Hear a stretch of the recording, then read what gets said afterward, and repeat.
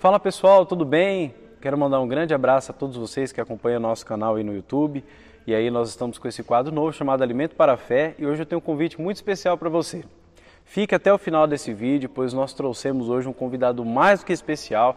É meu diretor espiritual, é meu confessor e nós viemos falar de um tema muito importante que é confissão e direção espiritual.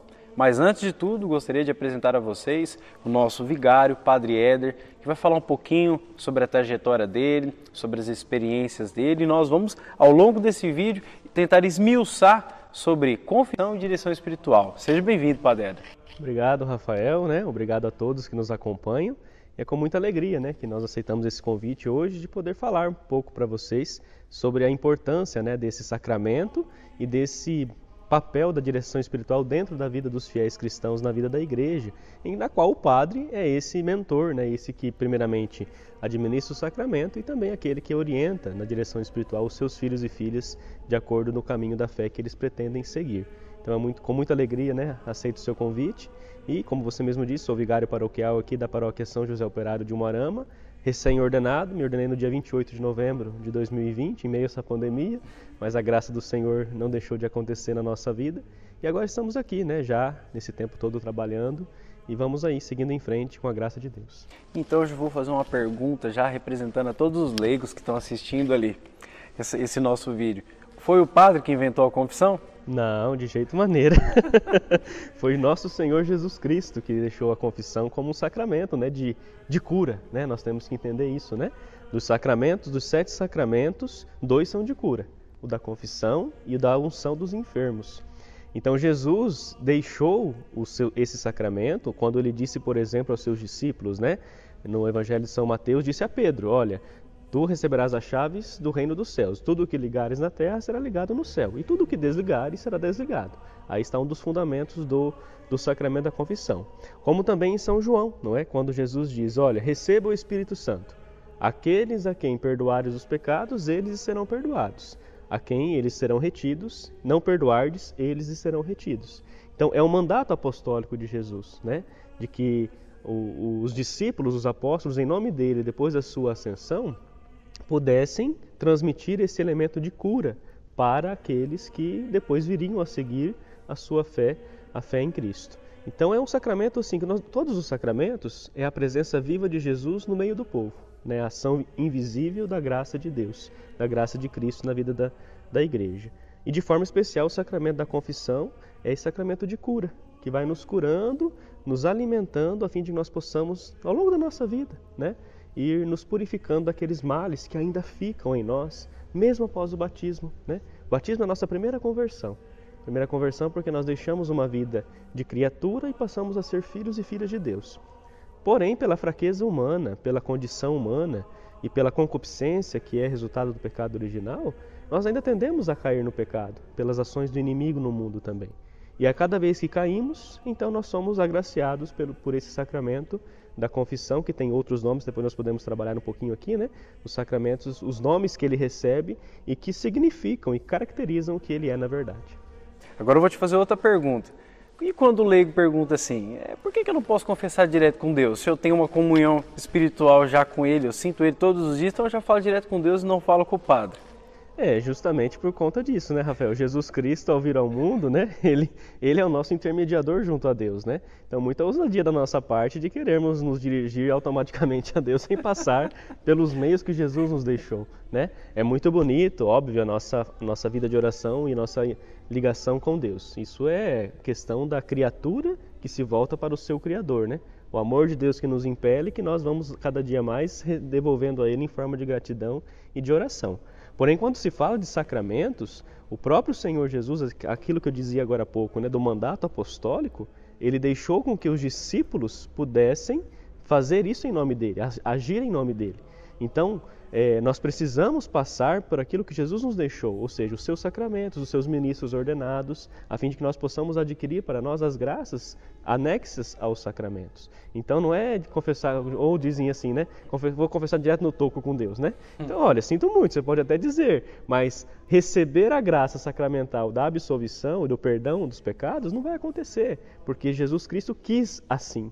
ele quis deixar os sacramentos e os ministros seus como representantes dele aqui, para administrar os sacramentos. Então, conversar com Deus é uma coisa, agora receber a graça anexa ao sacramento é preciso sim, pelos meios intermediários que ele mesmo nos deixou. Entendi. Padre, quando chega, né, nós que somos leigos, porque assim, quando a gente faz a entrevista, ela primeiro é para mim, né, como leigo, para que eu possa aprender ainda mais. Eu, por muito tempo, passei, assim, confessar de uma forma rasa, né, sem muito conhecimento, sem nada, por exemplo, os nomes dos pecados, os sacramentos e tudo. Eu particularmente, por muito tempo, passei sem chegar para o padre e falar assim, ó, padre, eu pequei nisso aqui. Eu pequei naquilo ali. E esse tipo de situação ainda acontece? Acontece bastante, Rafael, bastante. E assim, eu sempre trabalho com quem vem se confessar comigo, né, e você sabe disso, a importância de saber o que está realizando ali naquele momento, né? Por isso que nós vamos trabalhar hoje essas diferenças principais. Por quê? Porque às vezes a pessoa chega e fala assim para o padre, olha, padre, eu não sei se eu tenho pecado, né? Eu não sei se é uma confissão. Assim, eu fico um pouco triste porque dá a impressão que a pessoa está ali e nem sabe o que está fazendo, né? E quando a gente entende o sacramento da confissão como um momento de cura para a nossa vida, de paz e de vínculo com Deus novamente, esse vínculo quebrado que é restituído, eu falo assim, gente, nós precisamos saber o que é realmente a confissão, né? Para que não chegamos na frente de um padre, do sacerdote, que seja, do bispo, e possamos falar coisas que não tem nada a ver com confissão ou que nem nos preparamos. É aquela história, né? Por isso que eu sempre digo, um bom exame de consciência antes de fazer a confissão, não é? Porque você precisa estar preparado para uma confissão. Às vezes tem gente que de quarta-feira nós ficamos aqui na igreja atendendo, né? A pessoa passa ali, vou lá confessar com o padre. Mas nem se preparou, né? Se ela estivesse em casa se preparado, vindo, né, com essa intenção de se confessar, é uma coisa. Agora chega ali e fala. Não, é preciso ter um exame de consciência. Quando a gente vai no médico para saber uma doença, nós passamos por um exame, não passamos? Passamos. O exame ele é um critério inicial para nós podermos entender a doença e assim curá-la. A confissão é a mesma coisa. O exame de consciência ele é fundamental para que eu faça uma revisão da minha vida a partir de pontos específicos da doutrina, né, que nós entendemos que seja pecado, e vamos então, a partir disso, nos dirigir até o confessor para realizar a confissão bem feita. Para não ficar chegando ali falando coisas que não tem nada a ver, ou, como dizia, né, até mesmo chegar e falar, não sei se tem pecado. Eu até falei para você essa história esses dias, né? Uma pessoa chegou um dia e falou para mim que não tinha pecado, eu falei, bom, então vamos preparar o seu lugar diante do altar, né? Já é porque... santo. Vamos venerá-la. Já é santo. Não é verdade? Mas assim, é importante isso, Rafa, a preparação, né? Entender assim o que é pecado, por isso que nós temos, né? Os pecados de matéria grave, os pecados veniais. Os pecados veniais, pelo Código de Direito Canônico, não há necessidade de confessá-los, mas a Igreja recomenda que se confesse numa confissão. Por quê? Pecado venial é de matéria leve, né? Mas, conforme vai juntando muitos, eles podem se tornar pecados graves. Por exemplo, você vai de pouquinho em pouquinho, como as pequenas gotas formam o oceano, pecados veniais, se você não vai cuidando e se policiando, eles podem se tornar sim pecados graves, que ferem a caridade e a nossa ligação com Deus. Mas o objeto da confissão em si são os pecados mortais. O que são pecados mortais, padre? Às vezes a pessoa pergunta, o que são? De modo genérico, né, não vou fazer uma teologia aqui, mas de modo genérico, são pecados que ferem os 10 mandamentos. Então eu pego os 10 mandamentos e vou analisar minha vida a partir daquilo. Aí pego também os pecados, né, os 7 pecados capitais, pego as bem-aventuranças do Sermão das Montanhas de Jesus, as cartas paulinas, que lá é onde ele fala da questão dos pecados, né, o pecado da fornicação, aquelas coisas todas. Então assim, nós vamos fazer uma revisão de vida disso. Então são pecados graves nesse sentido que ferem de modo especial os 10 mandamentos. Sim. E tem que ser conscientemente e deliberadamente, ou seja, eu tenho que ter consciência que eu estou cometendo aquele pecado e que tenho liberdade para fazer. Por exemplo, né, vamos usar o mandamento de não matar, né? Um homicídio, por exemplo. Eu sei que homicídio é pecado, que está nos 10 mandamentos não matar. Eu cometo conscientemente, eu sei que estou fazendo aquilo e deliberadamente, na minha liberdade, eu vou e faço. Então isso é pecado grave. Pode ser que, por exemplo, matar pode ser um pecado venial, sabe quando? Por exemplo, quando a pessoa mata, mas não tem consciência e não tem liberdade para não fazer. Um exemplo assim que talvez podemos surgir, um aborto em que uma mulher recebe uma pílula da equipe médica abortiva e ela aborta. Então, ela não cometeu um pecado grave, mas venial. Por quê? Porque ela abortou sem saber e sem uso da sua liberdade. Então, para ser pecado grave, tem que ter matéria grave, 10 mandamentos, consciência do que estou fazendo e liberdade do meu ato. Padre, eu tenho uma pergunta agora, inclusive para quem está assistindo a gente, eu acho que é uma pergunta bem séria, mas eu acho que cabe bem nesse momento aí. Estou na minha casa, eu, minha esposa, minha filha, e entra um indivíduo que nos coloca em risco, ameaça minha família e tudo, e porventura esse leigo, dentro da casa dele, ele não tem um revólver, mas ele tem, sei lá, um pedaço de pau e senta a paulada na cabeça do cara e acaba matando, defendendo a sua família. Isso seria um pecado ou não? O catecismo diz que em legítima defesa, né? Em legítima defesa, a pessoa tem o direito de preservar a sua vida e defendendo e podendo atacar o outro. Porém, também diz que nunca é com exceção, sobrepor aquilo que ele está fazendo. Por exemplo, se a pessoa está ali apenas te ameaçando, mas não tem nada na mão, nenhuma arma, nenhum pau, você não pode trucidá-la, peneirá-la com uma arma, por exemplo, de tiro, porque você está passando do limite do que ele tem. Agora, para defender a sua vida, da sua família, o catecismo é muito claro e diz que você pode, a partir disso, então, atacá-lo e defendê-lo, né? Como defesa da sua vida e da sua família. Mas sempre nada de exageros, né? Sempre no limite. Então, de acordo com o que o outro tem, você pode utilizar, né? Então temos que ter essa cautela em relação a isso, porém lembrando que a vida é prioridade. Até eu comentei sobre isso aí, porque muita gente às vezes ofende outras, acaba fazendo, mas era em legítima defesa, ele me ofendeu primeiro, ele isso, ele aquilo. Nós temos que ponderar isso aí também, tem muita gente que às vezes esquece de confessar esse tipo de pecado. Vou te dar um exemplo muito claro, eu sou músico, e eu estava na igreja, e a gente estava tocando e tudo mais, e uma pessoa chegou, e a forma com que ela se referiu a nós no Ministério de Música, eu acho sim que ela fez uma crítica construtiva, mas nos ofendeu, de certa forma. Eu, particularmente, teria comigo aquela vontade de ser humano de replicar ela, falar algumas coisas para ela. Eu, porém, fiquei na minha, retive o comentário dela, absorvi o que eu achei, assim como o senhor já várias vezes me indicou, use o filtro. Eu peguei o que ela quis dizer para mim, claro, e acolhi, e depois na semana seguinte eu acabei me confessando, porque até falei, padre, eu omiti, porque eu não quis magoar aquela pessoa, no meu carnal gostaria de ter falado algo para ela, mas eu omiti para não ofendê-la naquele momento. Por que, gente, que eu estou falando isso? Porque às vezes você acha que em legítima defesa você tem o livre-arbítrio, né? E aí você acaba fazendo o quê? A pessoa peca, mas você peca o dobro. Passando dos limites, né? Passando dos limites. Por exemplo, se uma pessoa te ofendeu com palavras, você não tem direito de matá-la por conta disso. Então você está passando o limite daquilo que eu dizia da legítima defesa, né? Então, assim, preciso ter esse bom senso, né, Rafael? Importante, igual você disse, esse exemplo que você citou é muito oportuno, para que nós também possamos trabalhar em nós a virtude da paciência, né? A virtude da paciência, em sentido de que aquilo que falou, eu sou ou eu fiz, não, então... Né? Para que se estressar com isso? Acho que é a regrinha básica para manter a paz na nossa vida, né? O que a pessoa disse, eu sou ou eu fiz o que ela falou? Não, então, diante de Deus minha consciência está tranquila, deixa eu falar. Exatamente. Vou fazer mais uma pergunta agora para o padre.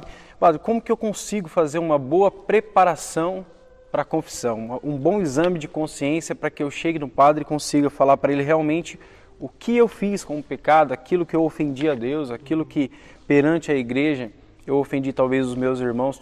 Como que eu consigo fazer esse filtro aí de uma boa análise, né? Certo. Eu sempre, Rafael, oriento que as pessoas peguem, né? Os 10 mandamentos, os pecados capitais, né, o Sermão da Montanha e também algumas cartas paulinas, como eu já tinha dito para você agora, sobre a questão dos pecados. Eu, particularmente aqui na paróquia, né, e eu sei que muitas paróquias têm, eu preparei até um material, sabe? Até trouxe aqui para vocês verem, ó. Um material assim, sobre o exame de consciência, né? Por exemplo, aqui eu coloquei uma lista de perguntas em que as pessoas vão lendo e vão assim, falando, será que eu fiz isso? Anota. Eu sempre digo, até bom que você tocou nesse assunto, eu não me importo de modo algum que as pessoas cheguem na frente do confessor, no caso eu, por exemplo, e tragam os seus pecados escritos numa folha e manifestem para mim a sua confissão. Não me importo de jeito maneira, até prefiro, porque eu sei que foi uma coisa bem feita, do que chegar aqui e ficar pensando, né, falando ou coisas nada a ver, sendo que nem fez uma preparação. Então eu prefiro que a pessoa faça uma preparação profunda, pegue na internet, Rafael, sabe? Na internet, assim, como fazer um exame de consciência. Use a internet para coisas boas, como ela tem, né? Lá, várias perguntas. Por exemplo, você dá um exemplo aqui, ó. Por exemplo, compromisso com Deus, né? Faço oração em família, né? Como que está a minha vida de oração? Compromisso com a igreja, ó. Faltei à missa, né? Eu estou sendo presença de Jesus na vida de onde eu estou, no meu ambiente de trabalho, na minha empresa. Por quê?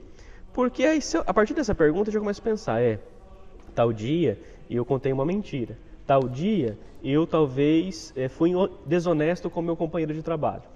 Então isso vai puxando, né? São perguntas que vão nos ajudando, ó. Por exemplo, compromisso comigo mesmo, né? Aceito as minhas limitações, cuido da minha saúde, por exemplo, o fato que o corpo é o templo do Espírito Santo, né? Cuido da minha saúde? Não, então assim, são coisas que vão nos ajudando a entender perguntinhas básicas, né? Um roteiro aqui de exame de consciência que vão nos ajudando a fazer uma boa confissão. Então o critério é esse, como se preparar? Fazendo um bom exame de consciência. E eu não sei, padre, na internet nós temos, se na sua paróquia também tiver algum panfleto em relação a isso, faça isso, sempre pautado nos 10 mandamentos, nos pecados, nas virtudes que você não está realizando, né? Nos 5 mandamentos da igreja, enfim, naquilo que a igreja tem enquanto doutrina, na palavra de Deus, nos exemplos que Jesus nos dá, amar ao próximo, não estou amando, enfim. Faça um exame de consciência a partir de questionamentos como esse que você pode achar na internet, ou achar na sua paróquia, ou então você mesmo começar a fazer um exame de consciência da sua própria vida, né? A partir daquilo que você considera e que realmente é pecado, porque na hora também o padre vai dizer, olha, isso que você está dizendo não é pecado, né? Não é algo que precisa ser confessado, ou realmente isso é algo que precisa ser confessado. Porque o padre também vai dar nessa hora a direção para a pessoa, né? Agora a gente entrou num momento legal também, que eu quero que os meus irmãos prestem muita atenção. E quando saber, né, se é uma confissão ou se é uma direção espiritual ou se é um aconselhamento? Por exemplo, isso aqui não é pecado, mas eu vou te dar uma direção ou um aconselhamento. Olha, Rafael, 80% das pessoas que chegam até mim e dizem que veio se confessar, na verdade veio para uma direção espiritual, para o aconselhamento. Sim. É mais ou menos 80% das pessoas que, padre, eu vim confessar. Mas no decorrer da conversa você está vendo que não está se confessando, está mais partilhando a vida. Por quê? Retomando, para que haja confissão é preciso ter, como é um sacramento, matéria e forma. A matéria da confissão é a declaração expressa dos pecados, né? A confissão ela é composta de algumas partes. Primeiramente, o exame de consciência, que a pessoa tem que fazer. Antes de tudo, uma contrição do coração, ou seja, o ato que eu pratiquei de pecado deve causar em mim, no meu coração, uma dor profunda. Pode ser que essa dor seja por amor a Deus, porque eu estou doendo o coração, a consciência está pesando, porque eu amo a Deus e não devia ter feito isso, nós chamamos de contrição perfeita, ou porque eu tenho medo, né, de não ir para o céu, ou porque eu tenho medo de alguma coisa da minha fé, nesse sentido, então chamamos de contrição imperfeita, ou atrição. É ruim? Não. É dom de Deus também, é dom do Espírito Santo, esse mover da pessoa em sentir-se que errou. Porém, a contrição perfeita é aquela que você faz em direção a que você ama tanto a Deus, que você sente vergonha de ter feito aquilo. Sim. A outro tipo é porque você tem medo daquilo que pode causar, de não atingir a vida eterna, por exemplo, que também é dom de Deus, porém nós chamamos de contrição imperfeita. O fato é que é preciso ter uma mobilidade interior, uma motivação, uma moção, que eu entenda que aquele ato que eu fiz é pecaminoso, é errado. E aqui nós trazemos a imagem muito profunda, que eu gosto de particularmente, do filho pródigo, né? Aquela palavra do Evangelho, quando diz assim, que ele caiu em si, né? Cair em si. Depois que ele viu que, pensou que a vida era uma libertinagem profunda, pensou que tinha tudo para se gastar na vida, pensou que a vida era oba-oba, e viveu, até o ponto que estava comendo lavagem de porcos, e nem isso lhe davam, né? Tinha que mendigar outras coisas, acabou com a vida. Aí a palavra diz, ele caiu em si e pensou em voltar para a casa do pai. Isso é a confissão. Então, essa contrição que esse filho teve, ou seja, essa dor no coração de perceber que errou e que era necessário voltar para a casa do pai para ter dignidade novamente, esse é o primeiro passo do pecado. Porque não adianta nada você vir se confessar de um pecado que você não tem arrependimento, né? A pessoa falou para mim uma vez assim, padre, eu vou confessar, mas eu não me arrependo. Eu falei, então nem confessa. Claro. Porque o arrependimento ele é critério do perdão, ele é critério do pecado. Então, você vem se confessar de algo que você não tem arrependimento? Por isso que entra agora a direção espiritual para que na caminhada de fé essa pessoa vá compreendendo e vá fazendo ela mesmo sentir o arrependimento daquilo que ela fez, daquilo que ela praticou. Então a contrição é isso, né? Essa dor na alma que nós sentimos por aquilo que fazemos. Então, ao sentir essa dor, nós vamos então fazer um exame de consciência profundo e entra na segunda parte do sacramento da penitência, que é justamente a confissão dos pecados. Por isso que um dos nomes dos sacramentos é confissão, porque a confissão é uma parte constituinte do sacramento, em que a pessoa, o fiel, ele declara publicamente ao sacerdote, né? Lógico, ao sacerdote, os seus pecados, aquilo que você quer pedir perdão. Então, é uma declaração daquilo que você fez, declaração objetiva, né? Sem muita história, sem ficar inventando nada, declaração objetiva daqueles pecados. Padre, fiz isso, isso, isso, cometi esse e esse pecado, pronto, não tem que justificar. As pessoas às vezes querem enfeitar, não. Confissão é isso, é contar os pecados sem justificativa, sem historinha e pronto, dizer aquilo que você sente dor na alma. Depois, o outro ato do penitente é justamente a penitência, que nós chamamos de satisfação, que é aquilo que o padre oferece, o ministro da igreja oferece então para a pessoa, propõe uma penitência a fim de que ela se realize, de que o penitente cumpra essa penitência. E essa penitência ela tem que ser, lógico, né, de acordo com aquilo que o penitente expressa e com as suas possibilidades. O padre, por exemplo, não vai pedir, vamos supor, numa caso, vou dar um exemplo aqui bem exagerado. Caminhe 1000 quilômetros uma pessoa que usa cadeira de rodas, entende? Não está combinando com aquilo que ela vive. Então as obras de penitência, até o padre trouxe aqui que o catecismo, né, nos orienta a fazer, olha, as obras de penitência, que é a satisfação, que é para reparar o mal daquilo que nós cometemos, porque o perdão dos pecados, a absolvição sacramental, ela nos concede o perdão do pecado cometido em relação à vida eterna, em relação a Deus. Porém, esses pecados nós cometemos, nós sabemos que eles ficam com algumas sequelas no mundo, né? Com o mal que ele causou. Então, nós temos para reparar esses pecados, nós temos então a penitência, que é a satisfação que a pessoa faz. Então, nós temos o quê? Em formas de oração, pode ser em forma de oferta, obras de misericórdia, né? Serviço ao próximo, privações, alguns sacrifícios. Tudo isso com o sentido de configurar-se a Cristo. Nada de masoquismo, mas é de configurar-se ao crucificado. Eu faço certos tipos de penitência. Né? Então, assim, são várias as formas, aí o padre vai ver melhor de acordo com a situação da pessoa e aquilo que ela manifestou, e a pessoa também vai, então, aceitar essa penitência e vai praticá-la. Depois disso, o padre, então, geralmente eu peço, né, para que a pessoa manifeste o ato de contrição, né? Que às vezes ela não sabe de cor, mas eu sempre ajudo a fazer, ou se for possível ela trazer também o ato de contrição, aí a absolvição sacramental, em que o padre então oferece a ela o perdão dos pecados e depois a saudação para que ela possa voltar em paz. Uma coisa interessante, Rafael, que eu queria também trabalhar antes de nós mudarmos um pouco de assunto, em relação à confissão, é justamente o início da confissão. É muito importante que a pessoa, ao vir se confessar, a primeira coisa que ela diga ao padre é quanto tempo que ela não se confessa e qual é o estado de vida dela. Se é casada, se é solteira ou se está em outra união, em segunda união, união ilegítima. Por quê? Nós bem sabemos que quem está em união ilegítima ou em segunda união não pode se confessar. Né? Mas o padre pode ouvir, pode dar um conselho, porque senão a pessoa vem se confessar, não fala nada. E aí o padre ouve, e no final ela fala, padre, mas eu estou numa segunda união. E aí, sabe, o padre fica assim meio que desconcertado. Então, assim, é importante a pessoa vir se confessar e dizer duas coisas. Primeiro, lógico, a saudação de bom dia ou boa tarde, né? A educação formal, e dizer, padre, eu vim me confessar, faz tanto tempo que eu não me confesso, e a minha situação, meu estado de vida é esse. Quando eu digo que, por exemplo, a pessoa de segunda união não pode se confessar, nós temos que entender o seguinte, como o padre dizia na contrição, né? Quando a pessoa vem se confessar e ela tem uma contrição perfeita ou uma imperfeita que seja, mas ela tem uma dor na alma pelo pecado, ela se propõe dentro dela a não mais voltar a cometer o mesmo pecado. Ai, padre, mas depois acaba caindo. Tudo bem, a fraqueza humana, a fragilidade humana pode acontecer. Só que quando ela vem se confessar, o propósito é de não pecar mais naquele pecado.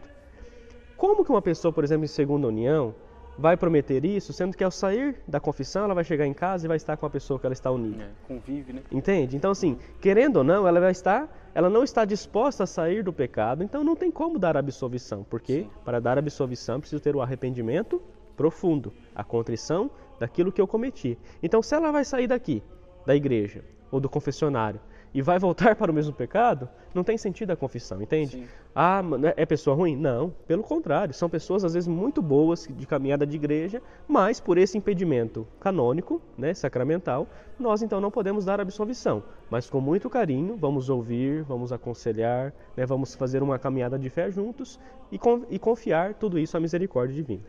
Entendi. E isso é muito interessante a gente pegar esse ponto de vista e analisar ele, porque assim, isso serve para quem é noivo e também já optou por morar junto antes de casar, né? Ah, eu vou casar em dezembro, mas já estamos morando junto porque a gente vai construir. E infelizmente, pessoal, é o que o padre falou aqui agora. Às vezes algumas pessoas buscam se confessar, já são noivos, estão morando, mas eu vou morar com ele, eu vou passar a vida. Mas... Eu vou casar, padre, eu vou casar, mas tudo bem, mas enquanto não receber o sacramento, vocês estão numa união ilegítima. Exatamente. Né? União ilegítima, então não pode vir conversar? Claro que pode, sempre bem-vindos, mas a absolvição sacramental não dá. E aí já é interessante, porque daí a gente pode abordar o seguinte, o que essa pessoa pode ter? Ela pode ter uma direção espiritual para melhorar de vida, né? Isso. Aí aquela pergunta que você fazia sobre a diferença, né? Uhum. Justamente isso. A confissão, declaração objetiva dos pecados, sem explicações, sem histórias. Direção espiritual, outra coisa. Direção espiritual, aí sim, o padre junto com a pessoa vai fazer uma caminhada, Rafael. É uma caminhada de maturidade espiritual. Então a pessoa vem até o padre e fala, padre, eu quero fazer uma direção espiritual. E a direção espiritual não termina naquele momento, naquele dia. Ela é uma caminhada. Então, por exemplo, uma vez por mês, a pessoa vem para ver como que está evoluindo a vida espiritual dela, né? Uma caminhada de fé que ela se propôs a fazer, o padre vai dar algumas dicas de oração, de caminhada que ela possa fazer em termos de fé, e a pessoa vai cumprindo, depois ela volta e diz para o padre, padre, não consegui cumprir isso, não consegui cumprir dessa forma. Então, assim, a direção espiritual é justamente isso. É uma caminhada, né, em grosso modo falando, claro, né? É uma caminhada que a pessoa faz com o seu diretor espiritual, a ponto de que ela possa crescer na fé, na maturidade espiritual. Você, por exemplo, né, você sabe o quanto você tem ajudado isso na sua vida, né? Você sabe o quanto você evoluiu entendendo, por exemplo, melhor a sua fé. Isso que você está fazendo aqui agora, né? Buscando aperfeiçoar o conhecimento da vida da igreja e ensinando outras pessoas, é um progresso espiritual que você foi adquirindo a ponto de hoje sentir a importância disso, de buscar com que os outros conheçam aquilo que você conheceu, seja na dimensão litúrgica, seja na dimensão sacramental, seja na espiritualidade. Então a direção espiritual, Rafael, é isso. É você vir e dizer ao padre, conversar para que possam caminhar juntos numa dinâmica espiritual. Aí as pessoas chegam aqui e falam, quero me confessar, e na verdade faz uma direção espiritual ou um aconselhamento, que eu vou falar já o que é, né? Ou um aconselhamento. Então assim, no final de tudo isso, pode terminar no sacramento da confissão. Então depois que a pessoa contou essa história, pode terminar. Então olha, padre, agora eu quero me confessar. Aí ela vai dizer pontualmente os pecados. Aí pode terminar. Agora nunca pode ser o inverso. Eu vim me confessar, mas não fala nada de pecado e fica falando da vida, né? E aí o pecado mesmo não sai. Ou fala da vida dela, ou fala da vida dos outros, mas o pecado não sai. E eu sou obrigado no final a perguntar assim, em tudo isso, aonde você peca? Aí eu faço essa pergunta, né? Porque quais são os seus pecados? Então veja a diferença. Uma direção espiritual pode terminar numa confissão, no sacramento da confissão. Porém, nunca vou dizer para o padre, eu vim me confessar e não me confesso e fico contando a história que eu quero contar da minha vida, né? Então a direção espiritual ela é um caminho que junto com o penitente, com o fiel, o seu diretor espiritual vai fazendo, né? Vai caminhando na melhoria da maturidade da fé e maturidade humana também. E o aconselhamento, que é um terceiro elemento, que daí já trata mais de coisas pontuais, né? Então, por exemplo, a pessoa surgiu um problema na vida dela. Então ela vem, conversa com o padre, quer um aconselhamento, quer uma palavra, baseado na palavra de Deus, inspirado na palavra de Deus. O padre vai ajudar essa pessoa a achar uma saída para esse momento difícil da vida dela, para esse sofrimento que ela está passando, né? Então o padre junto com ela vai propor o quê? Um processo que ela possa visualizar esse sofrimento a partir da cruz de Cristo, né? Pautado no sofrimento de Cristo, como uma forma de purificação, como uma forma de aperfeiçoamento, como uma forma de crescimento na sua vida de fé. Então vai ajudar naquele problema pontual essa pessoa a melhorar isso, a vencer isso. Por isso que é aconselhamento pastoral, né? Então a pessoa vai junto com o padre, vai apresentar o seu problema, o padre vai ajudar com ela, não é o padre que vai dar a solução, mas o padre junto com ela vai ajudar a ela a melhorar a visão desse problema, a diminuí-lo talvez, para que ela possa então caminhar. Por exemplo, né? morreu uma pessoa da família muito querida, a pessoa está desesperada naquela semana do luto, né? Vem conversar com o padre, vem manifestar o seu desespero. O próprio ato de só conversar e falar já é suficiente muitas vezes.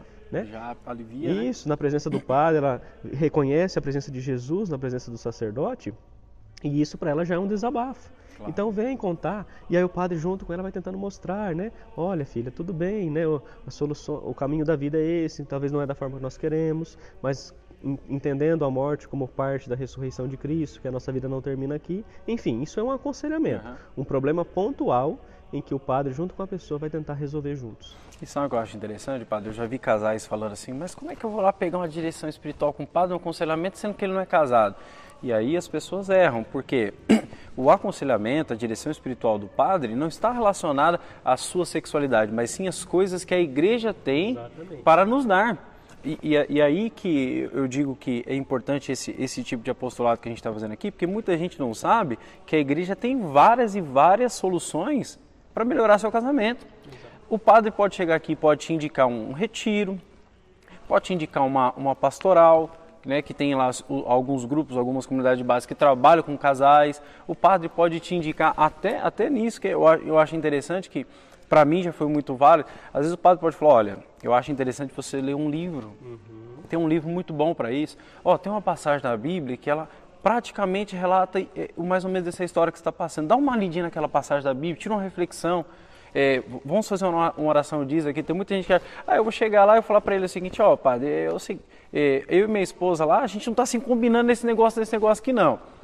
A pessoa acha que o padre vai falar assim, não filho, vai lá, você tem que chegar na gente fazer isso, leva ela para não sei... Não, às vezes o padre tem como diretor espiritual toda essa bagagem que a igreja traz de 2000 anos para te falar coisas que você não vai encontrar no dia a dia.